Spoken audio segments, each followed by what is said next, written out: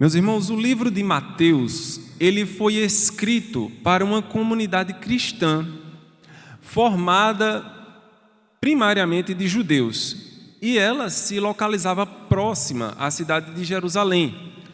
E diferentemente das igrejas gentias, na qual geralmente o Novo Testamento está recheado com as igrejas fundadas pelo apóstolo Paulo e demais missionários da igreja, o forte contexto judaico presente na vida dos irmãos era um desafio.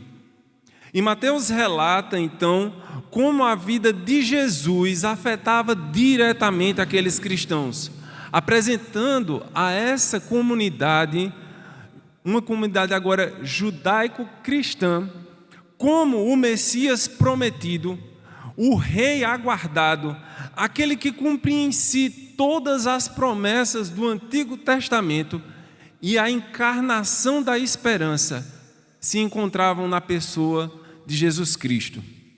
E distintivamente dos demais evangelhos, é destacado em Mateus o estabelecimento do reino dos céus.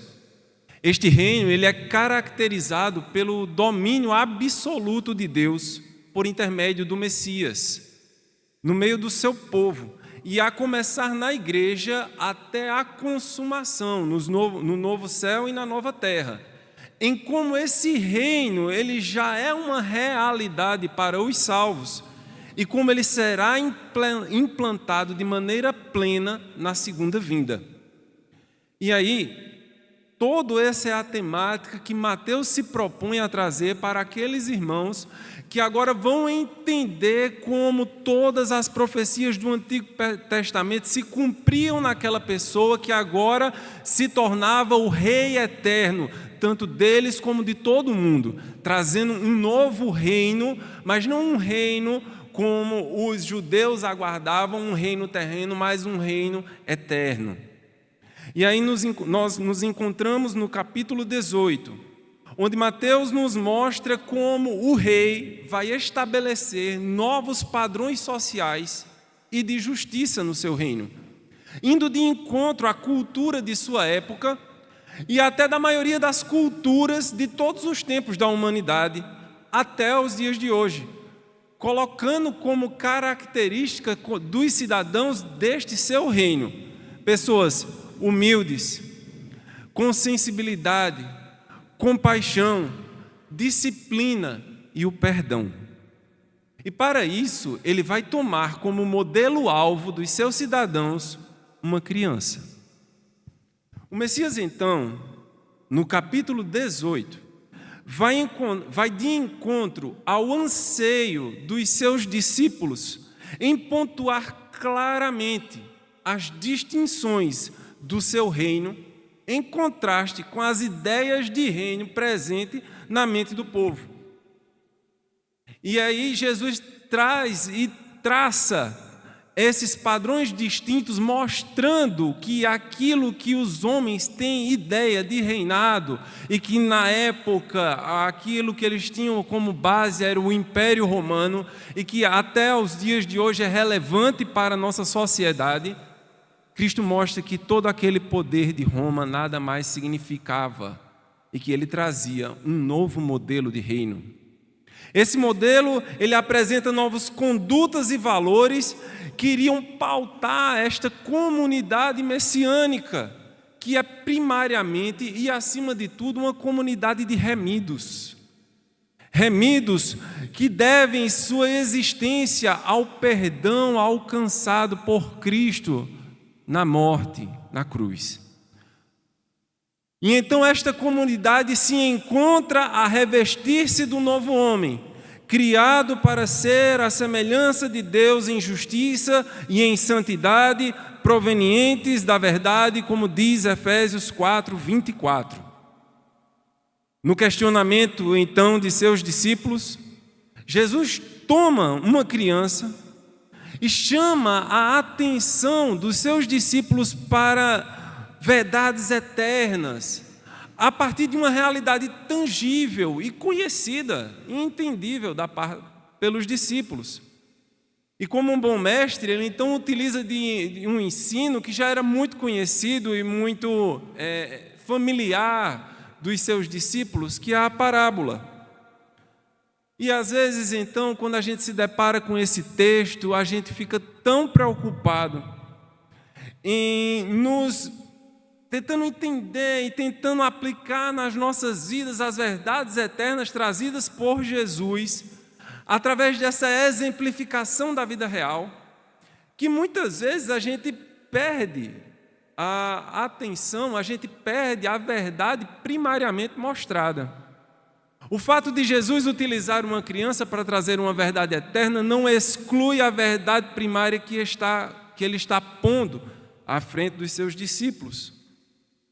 Então acabamos esquecendo de olhar para verdades básicas que Jesus primariamente nos chama a atenção. Aquela que iniciou todo o seu ensino, a quem Cristo começa o seu discurso e a importância que ele dá a ela durante toda a narrativa, e ele traça um paralelo do ensino à criança, muitas vezes esquecida.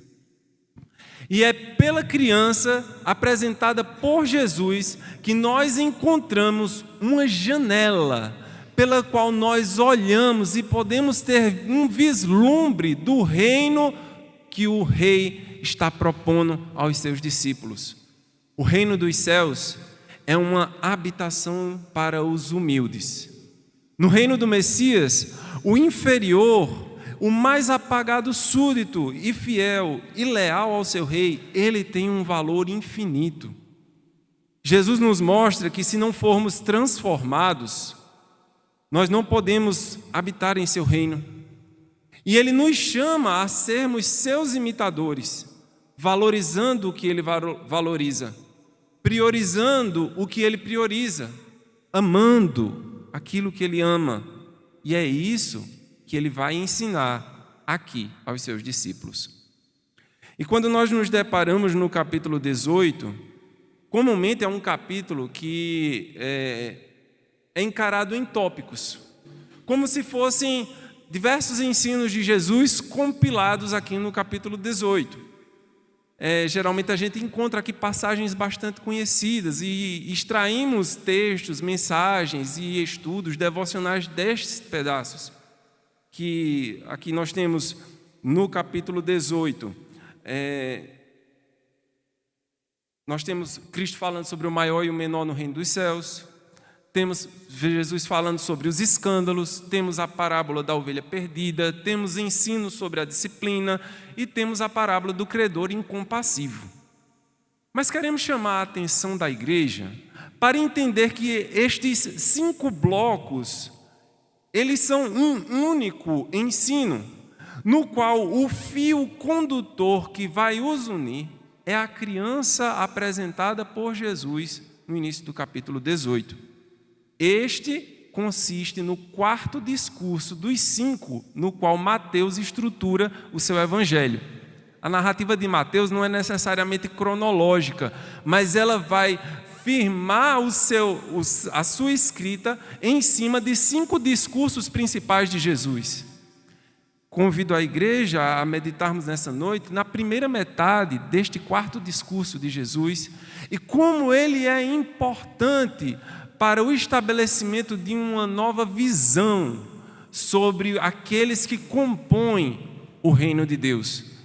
Aqui nós temos um vislumbre do rei mostrando para nós como são os cidadãos da pátria celeste.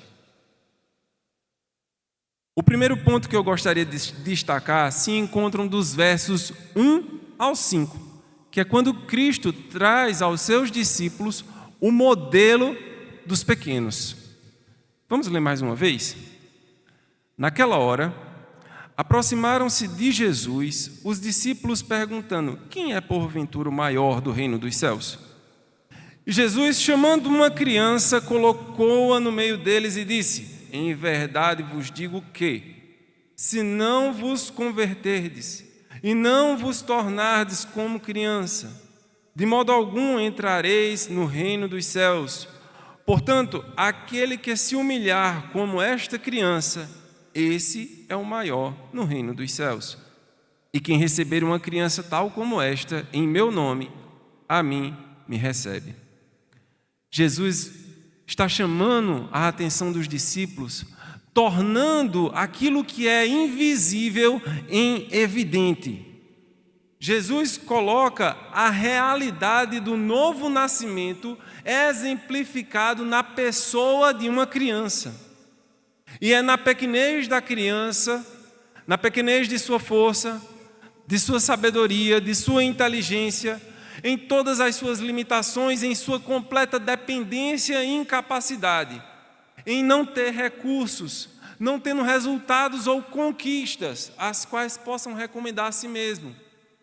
Jesus está apontando para esta realidade como a figura do novo homem gerado para a pátria celeste. Isso, ele também vai falar diretamente com um fariseu num diálogo bastante conhecido de todo cristão. João 3, a partir do versículo 3, é a conversa de Jesus com Nicodemos. A isto respondeu Jesus: em verdade te digo que se alguém não nascer de novo, não pode ver o reino de Deus. Perguntou-lhe Nicodemos: como pode um homem nascer sendo velho? Pode porventura voltar ao ventre materno e nascer segunda vez? Respondeu Jesus: em verdade te digo, quem não nascer da água e do Espírito não pode entrar no reino de Deus. O que é nascido da carne é carne, e o que é nascido do Espírito é Espírito. Não admires eu te dizer, importa-vos nascer de novo. E este novo nascimento, se nós pararmos para acompanhar a figura que Jesus utiliza, ninguém nasce adulto. O que se nasce é uma criança. Então, na figura do novo nascimento, mesmo na conversa de Nicodemos, a criança ela é representada como a figura do novo homem, chamado para ser agora parte da família de Deus. Tanto que também mais na frente, os discípulos vão ensinar durante todo o Novo Testamento que os novos convertidos, aqueles que são novos nascidos, eles tomam o leite espiritual. A figura mais uma vez utilizada é uma figura de alimentação para crianças que vão amadurecendo. Então nós observamos a declaração de Jesus no versículo 3, quando ele diz que se não vos converterdes e não vos tornardes como criança, de modo algum entrareis no reino dos céus. Quando nós nos deparamos com o original, o sentido gramatical aqui que nós achamos, ela está na voz passiva. O que quer dizer que o sujeito está sofrendo a ação do verbo. Em outras palavras, seria melhor traduzido se fosse colocado: se não fordes convertidos. A ideia é que a ação de salvação parte da pessoa de Jesus. A conversão do ser humano se dá através da ação do Messias na redenção daquela pessoa.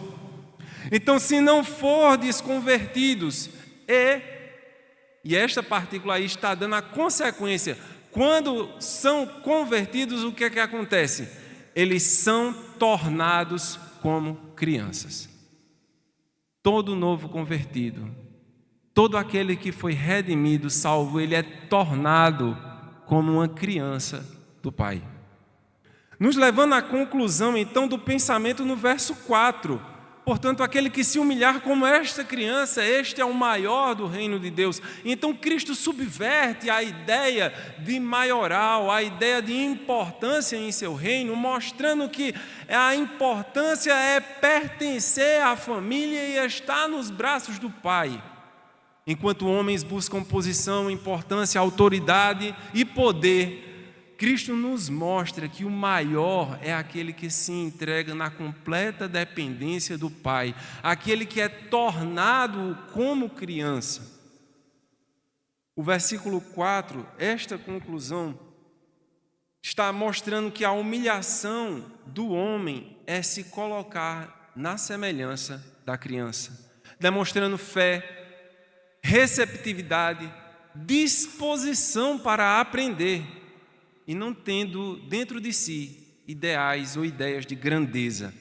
E isso por si só, meus irmãos, já é ser um espelho de Cristo.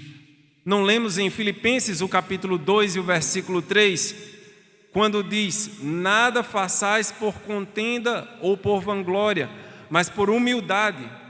Cada um considere os outros superiores a si mesmo. Não atente cada um para o que é propriamente seu, mas cada qual também para o que é dos outros. De sorte que haja em vós o mesmo sentimento que houve também em Cristo, que sendo em forma de Deus não teve por usurpação ser igual a Deus, mas esvaziou-se a si mesmo, tomando a forma de servo, fazendo-se semelhante aos homens, e achado na forma de homens, humilhou-se a si mesmo, sendo obediente até a morte e morte de cruz.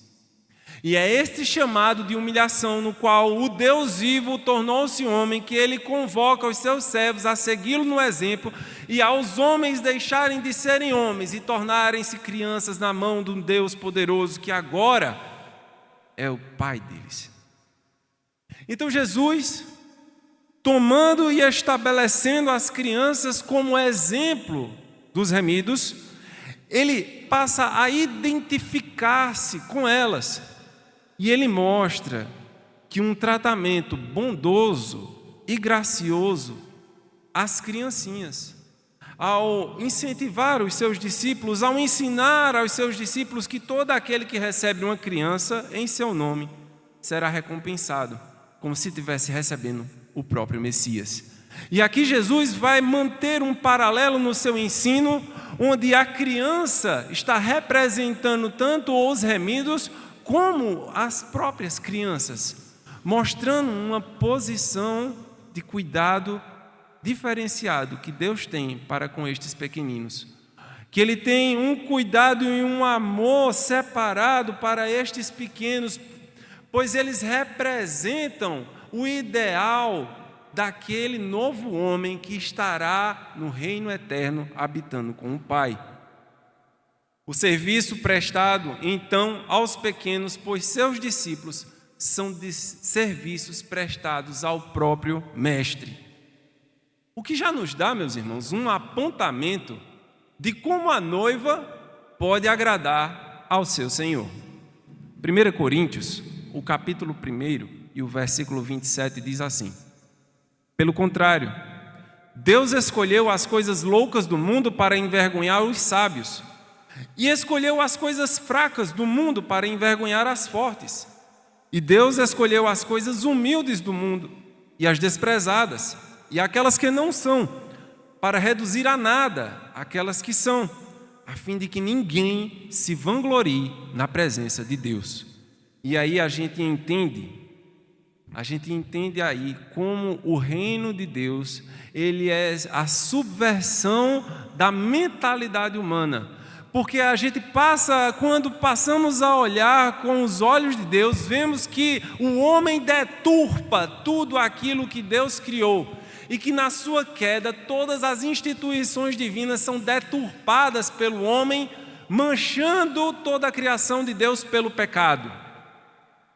E nós temos então Cristo restaurando esta imagem quebrada no ser humano, apontando para a igreja aonde ela deve pôr os olhos, mostrando que a força de Deus está em humilhar o forte, mostrando que Deus ele veio para buscar e salvar o perdido, o fraco, o doente, o necessitado, o inferior, o infeliz, a criança, aquele que está deficiente, aquele que está necessitado, o doente espiritual. Jesus veio para restaurar os necessitados, aqueles que clamam por ajuda, aqueles que buscam a salvação pelo Messias. O reino do Messias não é sobre nós, é sobre Ele. E quando nós procuramos primeiramente o nosso, nós não estamos compreendendo a natureza desse reino. E é por isso que a igreja deve ter cuidado.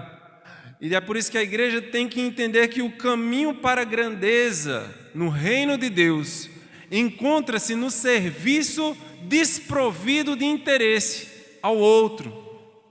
E quem tomar para si a humildade infantil, que consiste na irrelevância e na insignificância própria dada às crianças na época dos períodos antigos, e convenhamos também até aos dias de hoje, as crianças são muitas vezes rejeitadas, exploradas, submetidas a maus tratos. E nós olhamos para o mundo e vemos crianças em situações horríveis, de desnutrição, de abandono, submetidas a processos de violências extremos, e elas não têm a quem recorrer. E esta posição de humildade, de insignificância, de irrelevância em uma sociedade que preza pelo exato oposto, torna-se um peso muitas vezes difícil demais para muitos suportarem e fogem de Cristo. E para muitos é este desafio onde a sociedade clama por relevância, clama por importância, destaque, clama por ser cada vez mais reconhecido e conhecido, onde cada coraçãozinho vale muito e pessoas matam por isso.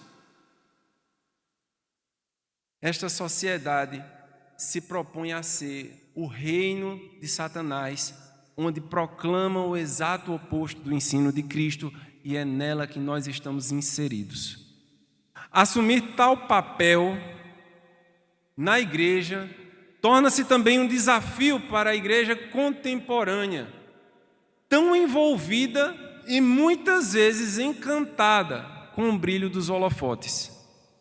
E é por isso que no versículo 7, versículo 6 ao versículo 9, Jesus chama a atenção dos seus discípulos para um cuidado que deve ser dispensado aos pequeninos com vista nesses problemas. Vamos ler comigo? O verso de 6 a 9 diz: qualquer, porém, que fizer tropeçar a um destes pequeninos que creem em mim, melhor lhe fora que se lhe pendurasse ao pescoço uma grande pedra de moinho e fosse afogado na profundeza do mar. Ai do mundo por causa dos escândalos, porque é inevitável que venham escândalos, mas ai do homem pelo qual vem o escândalo. Portanto, se tua mão ou teu pé te faz tropeçar, corta-o e lança-o fora de ti. Melhor entrares na vida manco ou aleijado do que tendo as duas mãos ou os dois pés seres lançado no fogo eterno. Se um dos teus olhos te faz tropeçar, arranca-o e lança-o fora de ti. Melhor é entrares na vida com um só dos teus olhos do que tendo dois, seres lançados no inferno de fogo.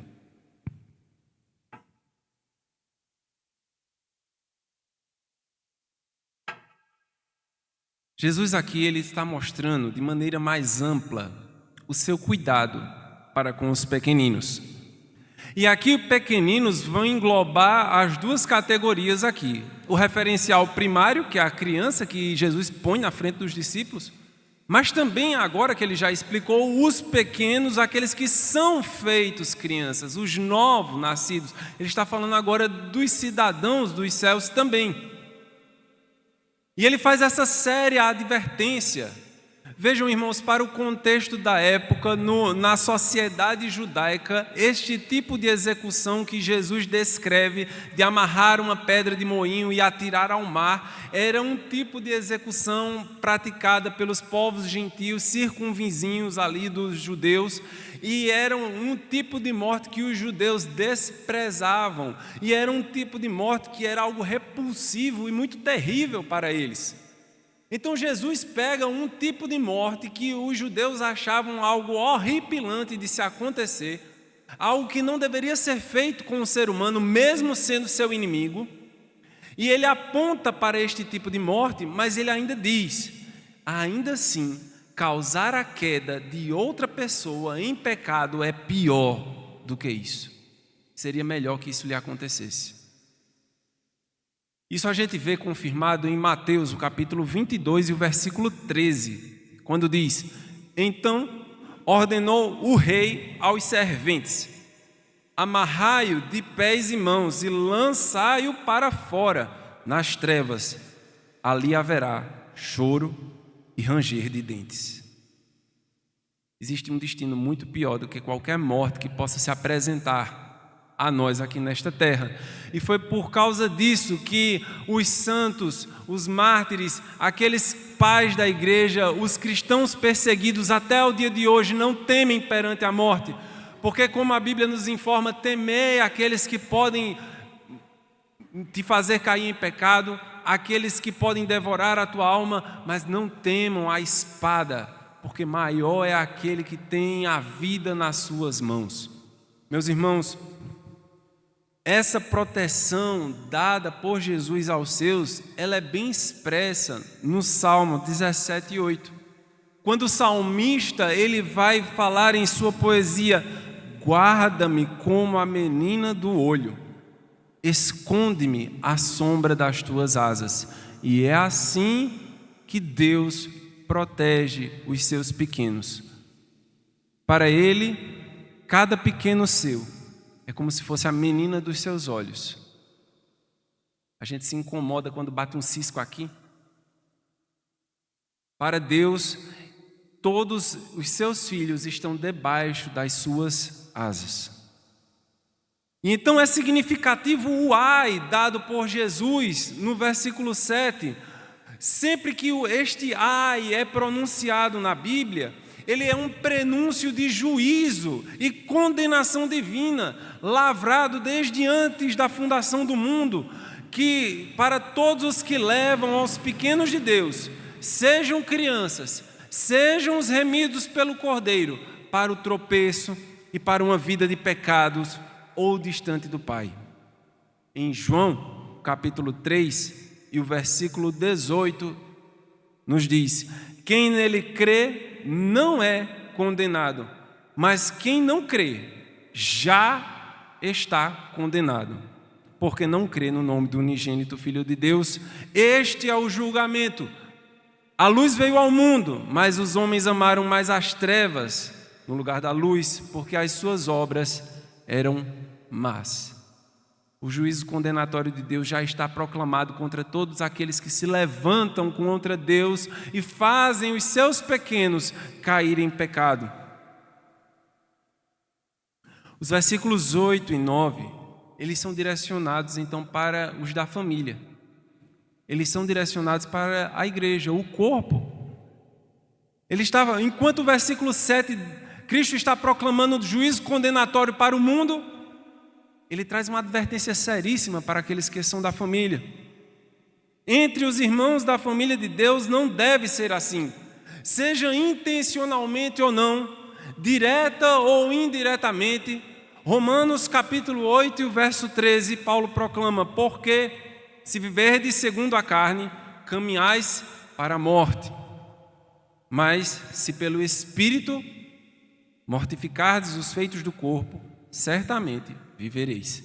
Isso a gente vê o pastor todo domingo lendo no texto da ceia. Todo domingo de ceia ele fala: porque há entre vós muitos que dormem, porque pecam, comem e bebem juízo para si, e a isso a vida deles é abreviada no meio do povo. Mas aqueles que mantêm-se firmes no propósito de Deus, a vida dele é prolongada para honrar a Deus aqui na terra. Certamente vivereis. Irmãos, pensando numa aplicação para esse texto com tão séria advertência, nós devemos refletir como muitas vezes nós estamos contribuindo, direta e indiretamente, para que as crianças se afastem de Deus. Quando entregamos as crianças para uma formação ímpia com pessoas de valores anticristãs, que tem por objetivo moldar as mentes de acordo com a sua imagem, e nós não intervimos. Quando dia a dia elas recebem lições práticas de ateísmo e mundanismo, quando sem preparo e sem acompanhamento nós mesmos incentivamos nossos filhos a mergulharem em uma cultura antibíblica, com o propósito de garantir algum tipo de futuro, como se não dependêssemos de Deus ou não quiséssemos que Deus interferisse no destino dos nossos filhos. quantos de nós ficaríamos satisfeitos em saber que nossos filhos e filhas seriam pastores, missionários, que dependeriam da ajuda de irmãos, viveriam em fome e perseguição? Quantos de nós ficaríamos muito mais confortáveis e insatisfeitos, sabendo que nossos filhos receberiam um gordo salário, teriam vidas tranquilas e próximas de nós? Às vezes nós estamos muito acomodados com os confortos que o mundo nos traz e perdemos de vista o reino eterno, que se propõe a prolongar para a eternidade, enquanto nossa visão está muito restrita. Quando indiscriminadamente, em vista de algum benefício próprio, entregamos a guarda das crianças para uma doutrinação rigorosamente preparada para ser atraente e hiperestimulante, de modo que qualquer outra abordagem se torne insignificante no impacto causado na formação intelectual, moral e espiritual de cada criança, onde todos estes pequenos são expostos. Diante de tal advertência, Cristo nos dá uma exortação. Essa exortação se encontra no amor que Ele dispensa aos pequenos, que encontramos nos versos de 10 a 14. Leiam comigo. Vede, não desprezeis qualquer destes pequeninos, porque eu vos afirmo que os seus anjos nos céus veem incessantemente a face do meu Pai Celeste. Porque o Filho do Homem veio para salvar o que estava perdido. Que vos parece? Se um homem tiver 100 ovelhas e uma delas se extraviar, não deixará ele nos montes as 99, indo procurar a que se extraviou? E se porventura a encontra, em verdade vos digo que maior prazer sentirá por causa desta, do que pelas 99 que não se extraviaram. Assim, pois, não é da vontade de vosso Pai Celeste que pereça um só destes pequeninos. Jesus ele está sempre levando os seus discípulos a uma posição de humildade. E por muitas vezes a natureza pecaminosa que ainda habita em nós nos leva a não dar importância e nem valorizar aqueles que nos parecem menores. Sejam crianças, sejam pobres, sejam doentes, sejam pessoas quebradas e necessitadas de salvação. Cristo veio para elas, meus irmãos. Quem tem saúde não precisa de médico. A busca do Messias, do Redentor, foi para salvar aquele que estava perdido em um mundo de lama. E nós que estamos no aprisco não devemos desprezar os que lá se perdem, pois foi de lá que nós fomos resgatados. E nesse incomparável amor, Ele dá ordem aos anjos para que eles prestem toda a assistência aos pequeninos de Deus. E nós não devemos ignorar este mistério dado por nós a Deus, por Deus. Em Hebreus, o capítulo 1 e o versículo 14, o escritor sagrado nos esclarece qual é o papel dos anjos. Hebreus 1,14 diz: não são todos eles espíritos ministradores enviados para serviço a favor dos que hão de herdar a salvação. Deus coloca a serviço dos seus pequenos todos os seus anjos, para que eles possam servir à igreja, para que eles possam ajudar a igreja a cumprir o seu propósito e o seu chamado, para ajudar a igreja a buscar aqueles que estão perdidos, para ajudar a igreja a pastorear os seus membros, para proteger a igreja dos ataques das armadilhas de Satanás, para cuidar do povo de Deus enquanto o povo trabalha. Assim como um pastor se esforça para recuperar a ovelha perdida, também os pequeninos não devem ser desprezados ou negligenciados. Todos, meus irmãos, devem estar engajados e preocupados em alcançar as ovelhas do pastor celeste. Todos devem estar envolvidos no mesmo propósito de pastorear os pequeninos, sejam as crianças, sejam os novos crentes, em discipulado de vida, que é muito mais do que sentar numa sala, botar uma cadeira na frente e passar uma lição. Discipulado não é isso. Discipulado é vida, é caminhada, é exemplo. Pois eles são do Pai e foram entregues, os pequenos foram entregues ao cuidado da igreja para que eles tenham uma participação viva e abundante na obra do Senhor, sob a tutela dos pais e da família, mas também debaixo da responsabilidade da comunidade dos remidos. O cuidado pastoral dos pequenos, o cuidado pastoral do rebanho, visa a proteção dos pequenos e o impedimento que qualquer uma das ovelhas do pastor se desgarre. É de responsabilidade da comunidade o cuidado de todos os pequenos. Quanto ao desgarrar, meus irmãos, o texto refere-se a uma devastação espiritual causada pelo pecado na vida da ovelha. Aqui o texto não está falando de uma destruição eterna. Aqui o texto não está falando de uma perca de salvação, pois os filhos de Deus não podem perecer. E nele nós temos a segurança eterna, como temos garantido no Evangelho de João, capítulo 10, versículo 27 e 28. As minhas ovelhas ouvem a minha voz, eu as conheço e elas me seguem. Eu lhes dou a vida eterna, jamais perecerão e ninguém as arrebatará da minha mão. O seu amor se estende a todo o rebanho. O pastor celestial não aceita e não permite que nenhuma ovelha do seu rebanho se desgarre e se perca para sempre. Ele haverá de resgatar cada uma, porque ninguém pode arrebatá-la das suas mãos, e Ele ama a todos. Esse amor deve ser vivido na igreja, não como um peso, não, mas como um deleite, como uma oportunidade que a igreja tem de desfrutar uma bênção, um vislumbre do reino eterno já no tempo presente.